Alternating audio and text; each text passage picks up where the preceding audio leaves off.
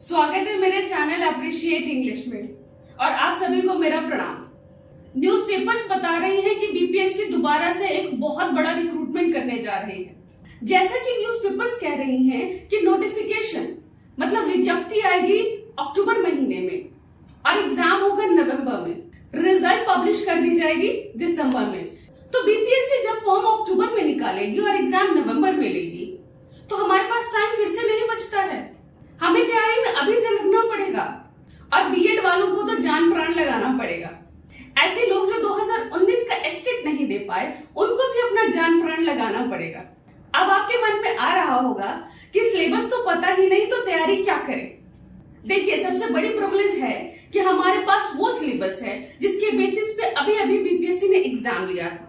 अगर BPSC deviate भी करती है उस सिलेबस से तो कितना डेविएट करेगी? अभी फिलहाल हम इंग्लिश सब्जेक्ट के सिलेबस पे फोकस करेंगे क्योंकि सरकार ने कोई वैकेंसी नहीं निकाला 6 to 8 का, इसलिए हमारे पास 6 to 8 का सिलेबस नहीं है। लेकिन इसका भी हम अंदाजा लगाएंगे 9th 10th और 11th 12th से। और 9th 10th का जो सिलेबस निकाला उसमें बीपीएससी ने केंद्रीय विद्यालय के एग्जाम के तर्ज पे ये कहा कि आपको टेक्स्ट बुक्स पढ़ने हैं और आपके पास नॉलेज होना चाहिए ग्रेजुएशन लेवल का। और सेम चीज उन्होंने अप्लाई किया क्लास 11th और 12th के लिए भी कि आप टेक्स्ट बुक पढ़ें क्लास 11th और 12th का, साथ में आपके पास इतना नॉलेज हो जो पोस्ट ग्रेजुएशन तक का हो। अब फिर से आपके दिमाग में ये आ रहा होगा कि बीपीएससी ने सिलेबस दिया कुछ और, एग्जाम लिया किसी और चीज का। देखिए, उसने कहा टेक्स्ट बुक्स पढ़ लीजिए, बट क्योंकि उसने बहुत कम समय में एग्जाम लिया तो उसके लिए भी बहुत टफ था कि टेक्स्ट बुक से क्वेश्चंस, खासकर एमसीक्यूज निकाले जो बहुत सिंपल भी ना हो लेकिन बहुत कॉम्प्लेक्स भी ना हो। देखिए, बीइंग अ टीचर मैं आपको बता सकती हूँ कि एमसीक्यू बनाना वो भी हर लेवल का, मतलब इजी, मॉडरेट और टफ लेवल का थोड़ा सा मुश्किल है। और क्योंकि बिहार में ग्रामर बहुत ज्यादा पढ़ाया जाता है इसीलिए सरकार ग्रामर को नहीं छोड़ सकती थी। और उसने कहा भी तो था कि वो आपके ग्रेजुएशन लेवल के नॉलेज को चेक करेगी। क्योंकि उसके पास समय नहीं था तो उसने क्या किया, जल्दी जल्दी में ग्रामर के बेसिस पे क्वेश्चन पेपर सेट करके आपको दे दिया। लेकिन इस बार वो ऐसी गलती करने की कोशिश नहीं करेगा। वो जो लिखेगा वो कोशिश करेगा कि वो उस पे टिका रहे, बिकॉज उसने भी बहुत ज्यादा आलोचना सहा है। आपको करना ये है कि आपने ग्रामर भी पढ़नी है और आपको टेक्स्ट बुक्स भी पढ़ने हैं। आप कहेंगे ये तो बड़ा टफ है, थोड़े से समय में हम क्या क्या करें, ग्रामर करें, टेक्स्ट बुक करें, क्या क्या करें। मेरे लिए कुछ चीजों को छोड़ दीजिए, कंटेंट मैं बना लेती हूँ, पढ़ आप लीजिए। अगर नौकरी चाहिए तो थोड़ा सा तो पेन लेना पड़ेगा, थोड़ा सा ज्यादा लेबर करना पड़ेगा, लेकिन वो लेबर स्मार्ट अप्रोच के साथ कीजिएगा तो पेन थोड़ा कम होगा। और मैं या मेरे जैसे टीचर्स अगर आपकी हेल्प नहीं कर सकते तो हमारे होने का कोई खास फायदा नहीं है। तो आपने करना क्या है, चाहे वो 9th 10th वाले हो चाहे 11th 12th वाले। सबसे पहले तो आपने ये ध्यान रखना है कि आपको पैरेलली टेक्स्ट बुक्स और ग्रामर दोनों को टच करना है। फिलहाल आप हर दिन टेक्स्ट बुक का एक वीडियो देखिए। हाँ, उसके बेस्ड क्वेश्चंस नहीं कीजिए, एमसीक्यूज अभी नहीं कीजिए जब तक बीपीएससी कुछ क्लियर नहीं कहती इस बारे में।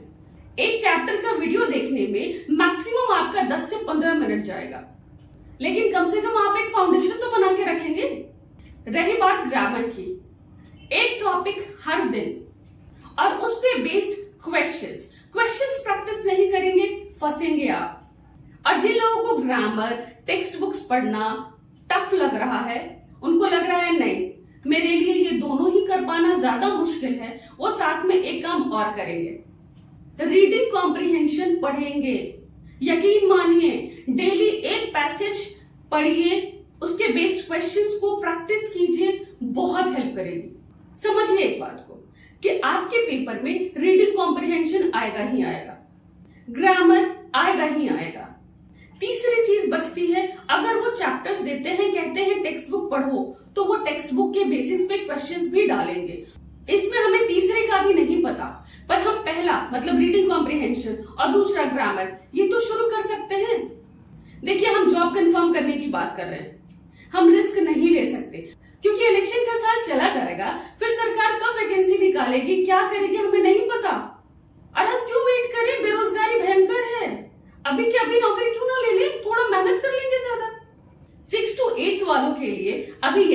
जा सकता है कि जिस तरह 9th 10th और 11th 12th वाले टेक्स्ट बुक भी पढ़ रहे होंगे और ग्रामर भी प्रैक्टिस कर रहे होंगे, साथ ही रीडिंग पैसेजेस, रीडिंग कॉम्प्रिहेंशंस भी प्रैक्टिस कर रहे होंगे, आपको भी करना है।